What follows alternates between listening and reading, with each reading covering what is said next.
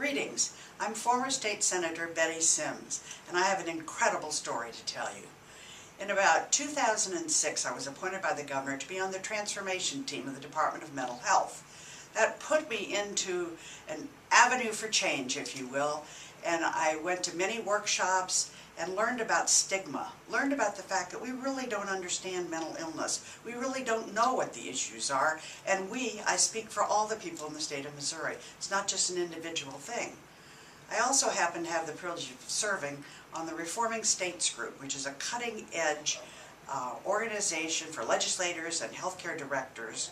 And I was at a meeting in New Orleans, and I met Betty Kitchener and Dr. Tony Jorm, who had invented something called mental health first aid. And in listening to their conversation, they were talking about a 12-hour training course to teach the likes of me, individuals, about mental illness, to get rid of the stigma, to give us the training that we might need to identify a mental illness, and to possibly understand what the resources were available to help my friends, my family, anybody they might have come in contact who could use some advice. Not to be a psychiatrist, not to be a psychologist, but to be a first aider. And I thought, that is exactly what we need. I came back to St. Louis, came immediately over to the Department of Mental Health, talked to the director, and he said, okay, Sims, you carry it. And with that, we started in, and we put together a mental health first aid team. We've been working on it thanks to Dottie, and I know you'll be hearing from her shortly. You will see what is going on with mental health first aid. We hope, in conjunction with the state of Maryland and the National Behavioral Health Council, to train many, many thousands of people in our country about mental health first aid. Welcome to Mental Health First Aid, especially the way we do it in Missouri. Just to make sure that we're all on the same page, I want to talk a little bit about mental health issues. I think you know, or you may have heard, that 1 in 4 individuals will have a mental health diagnosable illness. So if we were just to go around the room, including everyone, think about it. 1, 2, 3, 4, 1, 2, 3, 4. 1 in 4 of us this year would be diagnosed with a mental health illness. Stop and think about that and compare with a regular illness. And stigma is considered the biggest barrier to getting any kind of treatment for a mental health issue. Half of all mental health illnesses begin by the age of 14. So think of what you know about that in terms of when we start treatment around mental health illnesses. At least 1 in 5 children and adolescents has a mental health issue. 1 in 10, a serious mental health emotional disturbance. And we know generically from dealing with the workforce that in fact major depression is associated with significantly increased absence and decreased productivity. I'm sure that labor would certainly attest to that. And any kind of corporate CEO would justify that. We know that when we're looking at treatment, that the treatment success rate for serious mental illness, in fact, is greater than the treatment success rate for serious heart disease. And yet if you were to ask the regular person on the street, they would be surprised at that. They would think that it would be easier to treat heart disease than serious mental illness. 2/3 of folks with serious mental illness don't seek treatment at all, primarily because of stigma. If you were to talk to managers who supervise others, they don't know how to deal with depression. That's a serious issue when you look at the prevalence of depression in the workplace. And by the year 2020, clinical depression is expected to rank as the second greatest issue in the workplace worldwide, according to the World Health Organization. If someone has alcohol and drug addiction, in fact, untreated depression is a significant issue. In a recent study, if in fact you treat depression, you're going to recover 45 to 98% of the cost of treatment just by having increased productivity. Well, that's a no-brainer. So enter mental health first aid. I probably need to change that because it's not a super program. If in fact you were treating heart disease, you wouldn't consider treating heart disease with CPR. You would be looking at treating, at nutrition, at exercise, at medication. You would be looking at the potential for heart surgery, at a range of options. If you were looking at trying to improve dropouts in school, you would be looking at the leadership of the principal. You would be looking at parent involvement. You would be looking at school climate. You would be looking at all the different factors. And the same is true of any kind of mental health issue. So we don't, say that mental health first aid is a standalone program, but it is one in a toolbox of things that you really ought to consider. Mental health first aid started in Australia in 2001. It was started by Betty Kitchener and her husband, Tony Jorm. Betty is a wife, a parent, a nurse, a special educator, and has suffered throughout her life with depression. And that's important because it means that she's walked the walk. She's not just talked about it.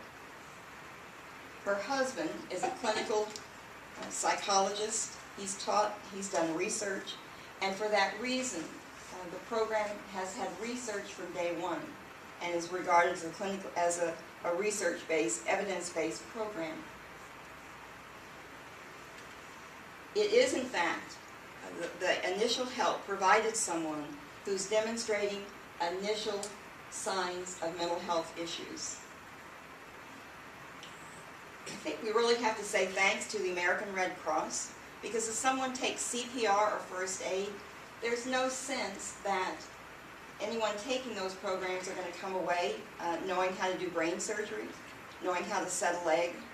And when someone takes mental health first aid, there's no sense that they're going to come away being a psychiatrist or a psychologist or a counselor. There's a real sense that it's a temporary solution, a first response, someone who's on the scene. I think that in terms of mental health, we've not done a good job of explaining mental health issues so that people can really wrap their arms around it. And this is one of the first programs that I've seen that people can have a quick and clear understanding of what it really is. And that's one of the things that makes it very exciting. So what really is mental health first aid? It's a 12-hour course that can be taken by folks. It specifically says what you can do and what you should not do to help people who are experiencing a mental health crisis. They may be showing signs and symptoms of an emerging mental health issue. They may be experiencing a trauma. They may be experiencing a drug overdose. And it says what you can do, how you can give help, and what you should not do. Deals with the typical mental health topics: depression, anxiety disorders, psychosis, schizophrenia, bipolar, eating disorders, substance use disorders, the things that we see in everyday life. The program is organized so that you look at the signs and symptoms of the common mental health disorders, you look at the risk and protective factors involved with it, and you look at crisis situations. It has an action plan, and that's one of the things that people grasp most easily and that they really like. It's not just a program that talks about it, it really says what you can do, and it goes through that. It goes through looking at suicidal behavior, what you can really do, and everyone practices the steps of assessing for suicidal behavior. Talks about self-help strategies, what a family is able to do. As I said, it's research-based. It's been reviewed in peer journals. What the results have indicated is, in fact, people who take mental health first aid show improved recognition of signs and symptoms of common mental health disorders. They have changed beliefs about that. There's a clear reduction in stigma, which is really important to us, because if stigma is a real barrier for people getting help, reducing stigmas is a major goal of what we're trying to do. They have increased confidence in providing help, and much to our surprise, it increased the mental health of the people actually taking the course. That was not something that was a goal, but it was a real important factor.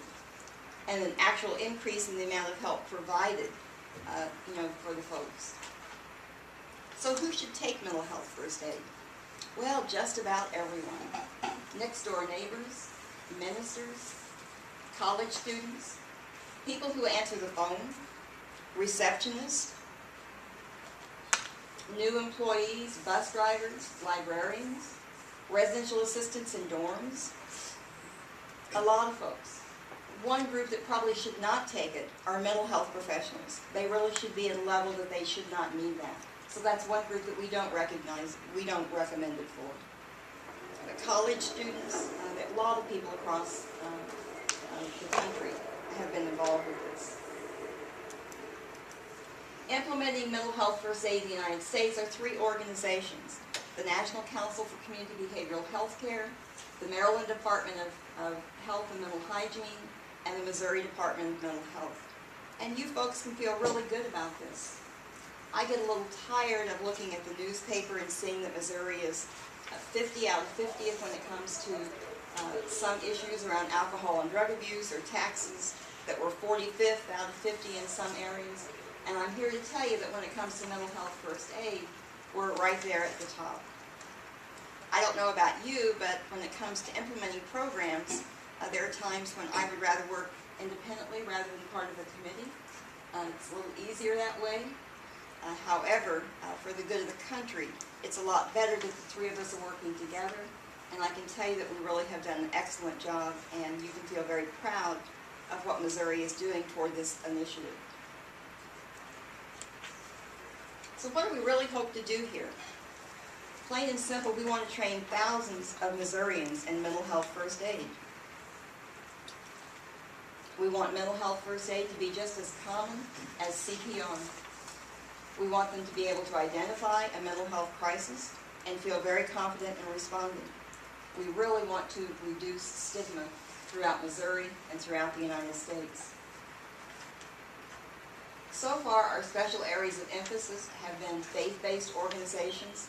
We have a significant grant from the Missouri Foundation for Health that allows us to partner with faith-based organizations and offer the program at almost no cost. We've also had a real focus with our sister agencies, particularly in transformation, Department of Corrections, Social Services, Health and Senior Services, Education. We want to partner with anyone that will enable us to really look at sustainability for the future, and we want to plant seeds across Missouri. We are about trying to take action. So if you have an interest in mental health first aid, if we can partner with you, we're interested in partnering with you, so feel free to approach us. We want to recruit others to be involved in mental health first aid. We're interested in having you empower employees to take the 12-hour course. If you're interested in that, we'll provide instructors for you. And tell us how we can partner with you to be more effective in what we're trying to do. We want to be effective. We believe in mental health first aid. We believe it can make a difference, and we're excited about what we're doing. Part of what our vision is, we want to reduce stigma. We know it's a major barrier in accomplishing what we want with mental health issues. We believe that mental health first aid can make a real difference with that. We want people to be seeking services earlier. We don't want them to wait. We know that in general, people wait 10 years before they seek services for a mental health disorder. If you had the first feelings of heart disease and waited 10 years, what would happen to that heart? It'd be a lot worse, and that's exactly what happens with mental health issues. So we're really invested in reducing stigma so we can get services earlier. We really would like to see mental health first aid be one tool that are available in communities throughout Missouri. And we want recovery to be viewed as the norm when it comes to mental health issues, so that people don't see schizophrenia as a lifetime issue, so they see schizophrenia as something that people can recover from and go back and return and live life in community. And that's our goal.